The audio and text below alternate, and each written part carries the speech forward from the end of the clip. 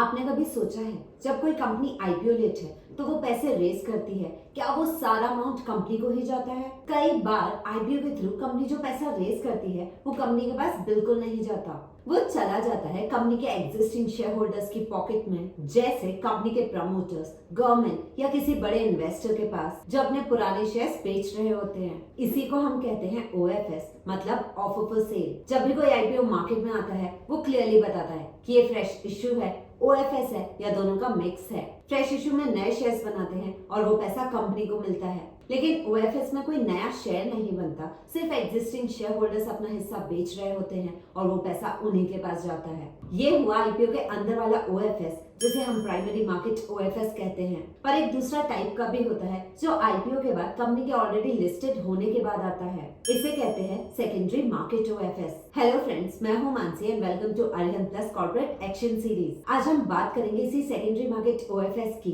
ये क्यों लाया जाता है, इसका प्रोसेस कैसे काम करता है, रिटेल इन्वेस्टर्स इसे कैसे अप्लाई कर सकते हैं, अप्लाई करने से पहले क्या देखना चाहिए और अरिहंत प्लस के थ्रू ओएफएस में आप कैसे अप्लाई कर सकते हैं। तो चलिए स्टार्ट करते हैं। ओएफएस एक मैकेनिज्म है जिसमें लिस्टेड कंपनी का एग्जिस्टिंग शेयर होल्डर अपने शेयर स्टॉक एक्सचेंज के थ्रू पब्लिक को बेचता है।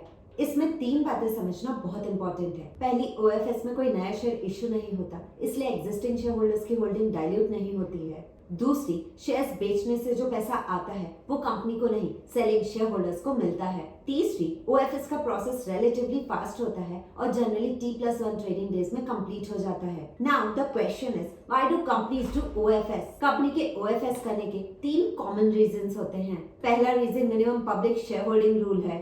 सेबी के रूल के मुताबिक हर लिस्टेड कंपनी में कम से कम 25% शेयर होल्डिंग पब्लिक के पास होनी चाहिए।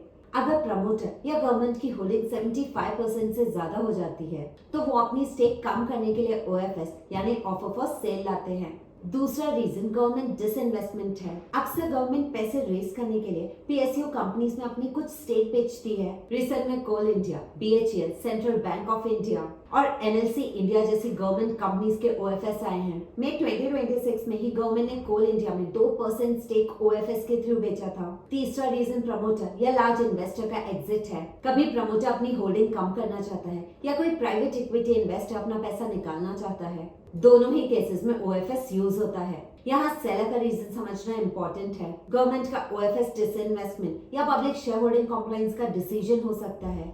प्राइवेट कंपनी में प्रमोटर रिपीटेडली स्टेक रिड्यूस कर रहा हो तो इसे ऑटोमेटिकली नेगेटिव मत समझिए, लेकिन ये जरूर चेक करो कि वो क्यों बेच रहा है, उसकी बची हुई होल्डिंग कितनी है और बिजनेस के साथ उसका लॉन्ग टर्म कमिटमेंट कैसा दिख रहा है। ओएफएस का प्रोसेस ब्रॉडली 3 स्टेजेस में कंप्लीट होता है। इसे हम हिंदुस्तान जिंक के एग्जांपल से समझते हैं। Stage 1, seller announcement. सबसे पहले selling share holder OFS announce करता है। इस अनाउंसमेंट में सब कुछ क्लियरली दिया जाता है। Offer price, bidding dates, floor price, retail reservation, over subscription option और अलॉटमेंट कैसे होगा। एग्जाम्पल लेते हैं हिंदुस्तान जिंक के ओएफएस में।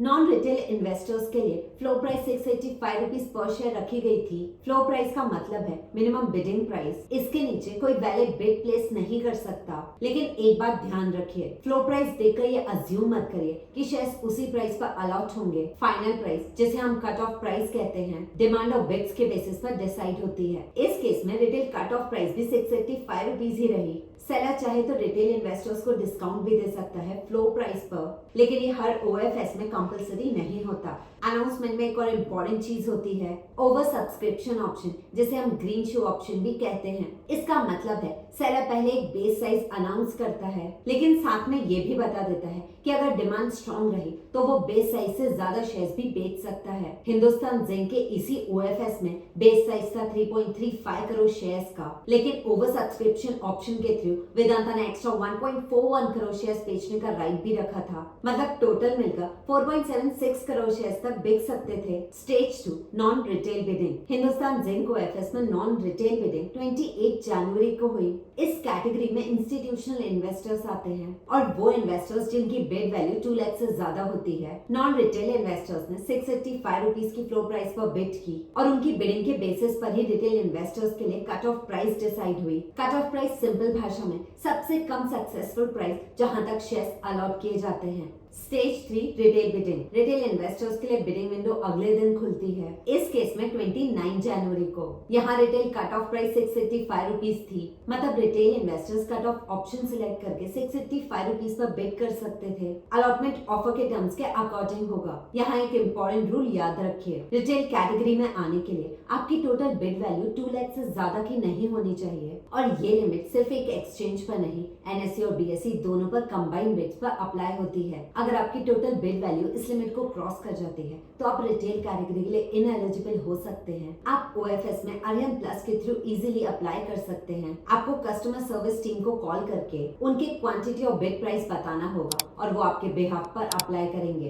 बिड प्लेस करते वक्त रिक्वायर्ड फंड्स ट्रेडिंग अकाउंट में अवेलेबल होने चाहिए, क्योंकि रिटेल ओएफएस ऑर्डर्स के लिए जनरली फुल बिड वैल्यू का अपफ्रंट मार्जिन रिक्वायर्ड होता है। एग्जैक्ट बुलेट टाइमिंग्स के लिए ओएफएस अनाउंसमेंट और अरिहंत प्लस बुलेटिन सेक्शन पर अवेलेबल डिटेल्स जरूर चेक करें। तो अब क्या अप्लाई करने पर गारंटीड शेयर्स मिलते हैं? नहीं। अगर डिमांड अवेलेबल शेयर्स से ज्यादा है तो आपको फुल अलॉटमेंट मिलना गारंटीड नहीं है। अलॉटमेंट ब्रॉडली 2 मेथड से हो सकता है, प्राइस प्रायोरिटी या प्रोपोर्शनेट अलॉटमेंट। इसे एक एग्जांपल से समझते हैं। मान लीजिए रिटेल इन्वेस्टर्स के लिए 1000 शेयर्स अवेलेबल हैं, फ्लोर प्राइस 200 रुपीज और कट ऑफ प्राइस 210 रुपीज है। 3 इन्वेस्टर्स ने बिड्स प्लेस की। अमन ने 400 शेयर्स के लिए 210 रुपीज पर बिड की, रीता ने 500 शेयर्स के लिए 211 रुपीज पर बिड की, दिलीप ने 600 शेयर्स के लिए 212 रुपीज पर बिड की। तो डिमांड बन गई 1500 शेयर्स की, लेकिन अवेलेबल शेयर्स 1000 शेयर्स हैं। Retail demand 1500 shares. Price priority method में हायर बिड को पहले प्रेफरेंस मिलती है। इसी एग्जांपल में दिलीप की 212 वाली बिड सबसे हाई है,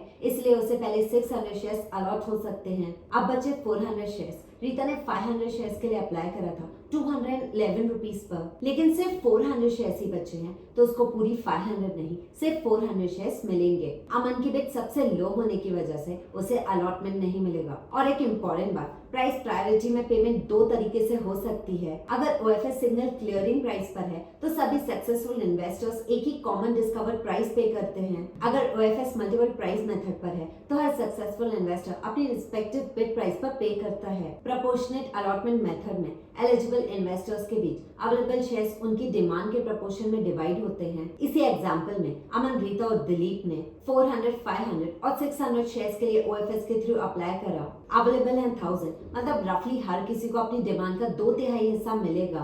रफली अमन को 267 शेयर्स, रीता को 333 शेयर्स, दिलीप को 400 शेयर्स। इस मेथड में हर एलिजिबल इन्वेस्टर को कुछ ना कुछ मिल सकता है, लेकिन फुल क्वांटिटी मिलना गारंटीड नहीं है। सेलर कौन सा अलॉटमेंट मेथड यूज करेगा ये ओएफएस अनाउंसमेंट में डिस्क्लोज किया जाता है। अगर आपको फुल अलॉटमेंट नहीं मिलती तो अनयूज्ड अमाउंट रिलीज या अनब्लॉक हो जाता है। जो शेयर्स अलॉट होते हैं वो एप्लीकेबल सेटलमेंट टाइमलाइन के अकॉर्डिंग आपके डीमैट अकाउंट में क्रेडिट हो जाते हैं। तो ओवरऑल एफएस में सबसे पहले देखिए कि सेलर कौन है और वो अपनी स्टेक क्यों रिड्यूस कर रहा है। उसके बाद flow price, first day demand, cut off price और अलॉटमेंट मेथड को समझिए। अगर ये वीडियो आपको हेल्पफुल लगी हो तो इसे लाइक जरूर करें, अपने इन्वेस्टर फ्रेंड्स के साथ शेयर करें एंड अरिहंत प्लस चैनल को सब्सक्राइब जरूर करें। मिलते हैं कॉर्पोरेट एक्शन के नेक्स्ट एपिसोड में।